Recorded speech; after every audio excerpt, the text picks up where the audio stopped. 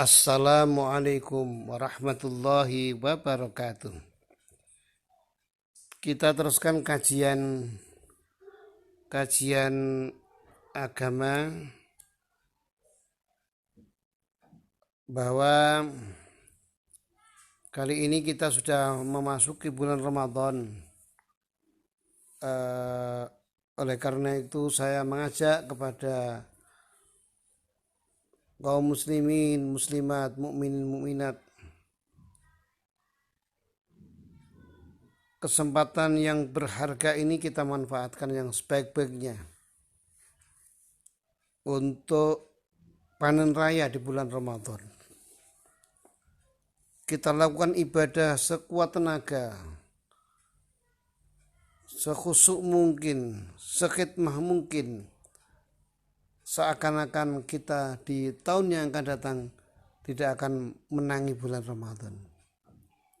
Oleh karena itu, bulan yang mulia ini, bulan yang istimewa ini, kita laksanakan dengan khidmah, lakukan puasa Ramadan 30 hari, sebulan penuh, dengan dibarengi dengan qiyamul lail di malam hari, pagi puasa Ramadan, malamnya qiyamul lail, dengan memperbanyak tadarus Al-Quran, dan juga kita tidak lewatkan sholat tarawih penuh 30 hari. Semoga rahmat Allah dikucurkan di muka bumi ini, kemudian maghfirah Allah diberikan kepada kita semuanya, dosa-dosa kita, hablum minallah maupun hablum minnas, diampuni oleh Allah Subhanahu wa taala. Yang terakhir nanti kita meraih itqun minan nar, dibebaskan dari api neraka. Tidak lupa kita selalu memperbanyak doa, karena doa mukhul ibadah. Doa itu adalah puncernya ibadah, pokoknya ibadah, otaknya ibadah. Oleh karena itu kita harus berdoa, terutama di qiyamul lail yang terakhir, surat hajat yang terakhir. Kita supaya tidak meninggalkan doa-doa yang baik. Biasanya di akhir surat hajat yang terakhir itu baca la ilaha illa anta subhanaka inni kuntu minadz zalimin. Sujud terakhir 41 kali, ditambah dengan ya muqallibal qulub tsabbit qalbi ala dinik 3 kali.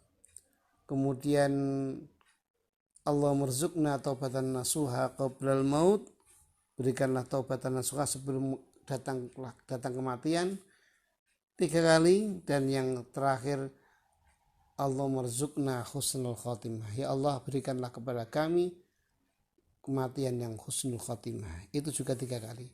Allah merzuqna husnul khotimah, Allah merzuqna husnul khotimah. Dengan doa yang kita panjatkan di dalam sujud, semoga kita nanti dosa-dosa kita diampuni oleh Allah Subhanahu wa taala, kita dibebaskan dari api neraka, dan apabila dijemput oleh malaikat Israel diberikan husnul khotimah. Amin ya rabbal alamin. Tapi perlu diketahui kaum muslimin dan muslimat rahimakumullah, di dalam kitab Misbahul Hidayah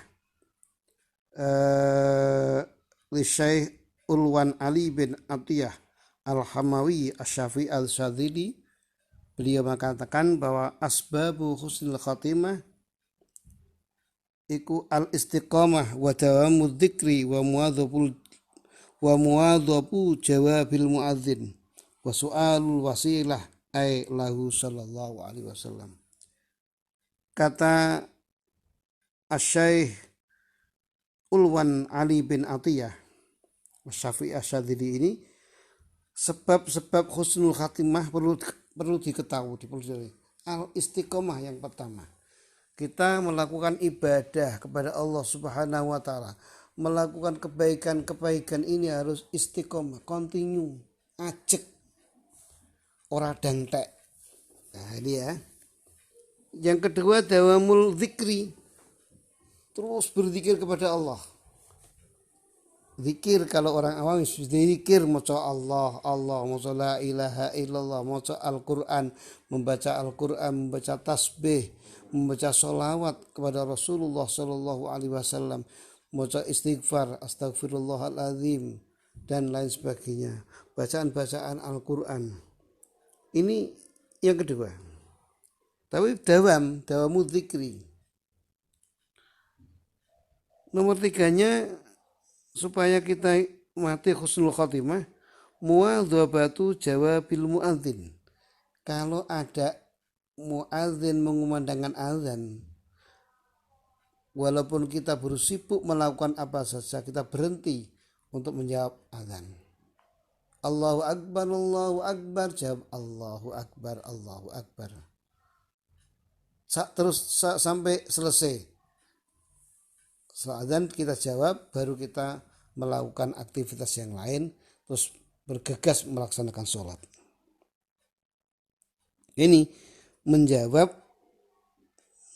membiasakan ngajekake jawab wong kang azan nalikane krungu azan. Kemudian nomor 4-nya adalah minta kepada Allah, wasilah kepada Rasulullah Muhammad Sallallahu Alaihi Wasallam. Kita tidak boleh lepas dari sholawat.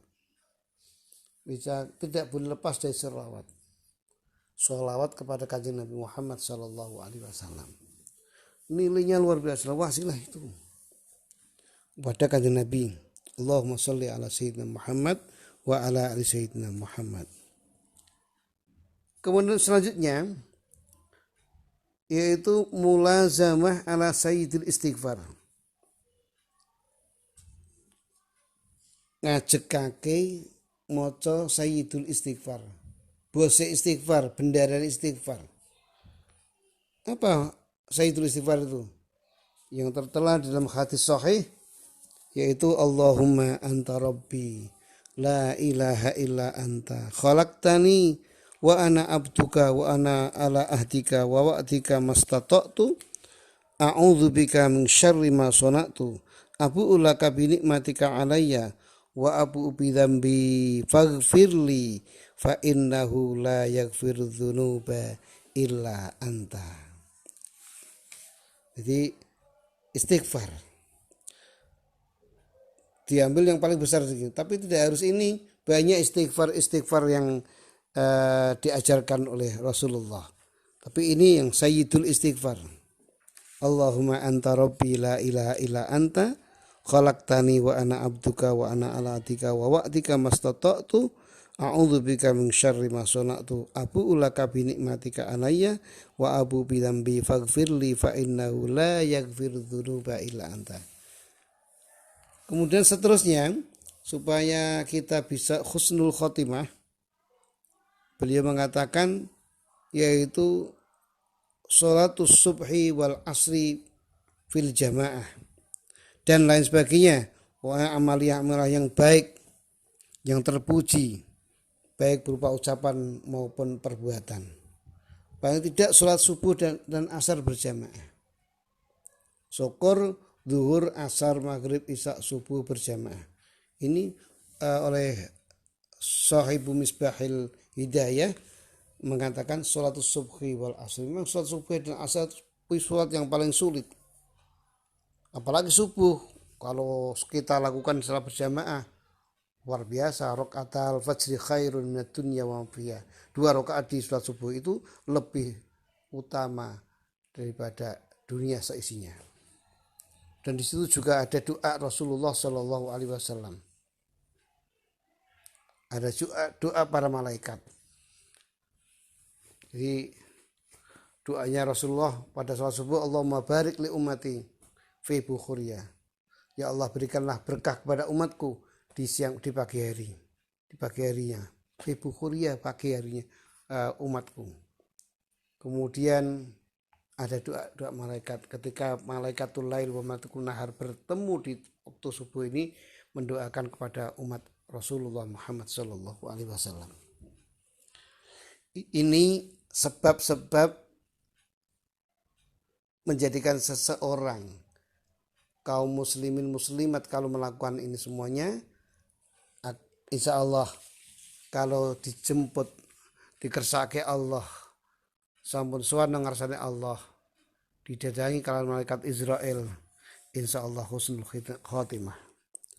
Saya ulang kembali, satu al istiqomah, yang kedua wadawamud dzikri, ngelanggengke zikir, wa muadzabatu jawabil muadzin, yang ketiga adalah ngajekake jawab orang yang beradzan, yang keempat adalah minta kepada Allah wasilah kepada junjungan kita Nabi Muhammad sallallahu alaihi wasallam. Kemudian yang kelima ngajekake maca sayyidul istighfar. Dan yang keenam salat subuh dan asar berjamaah, dan perbuatan-perbuatan yang baik yang terpuji, baik ucapan maupun perbuatan, atau bisa kita tingkatkan sholat duhur, asar, maghrib, isya, subuh berjamaah. Maka insya Allah apabila kita dikehendaki Allah harus pulang, maka akan diberikan husnul khotimah. Tapi perlu diketahui juga sebagai kewaspadaan bagi kita bahwa ada sebab-sebab yang seseorang itu menjadikan su'ul khotimah, jelek, wal iyadu billah. Semoga kita dilindungi oleh Allah Subhanahu wa taala. Yaitu apa yang menyebabkan su'ul khotimah? Su'ul khotimah. Yang pertama hubbud dunya, gandrung dunyo. Wal kibaru, sombong. Wal ujbu, gumun karo amal awake dhewe. Wal hasadu, hasud. Wal ghaflatu, lupa kepada Allah. Lupa kepada Allah. Kalau lupa ini kita jabarkan luas, lupa kepada Allah.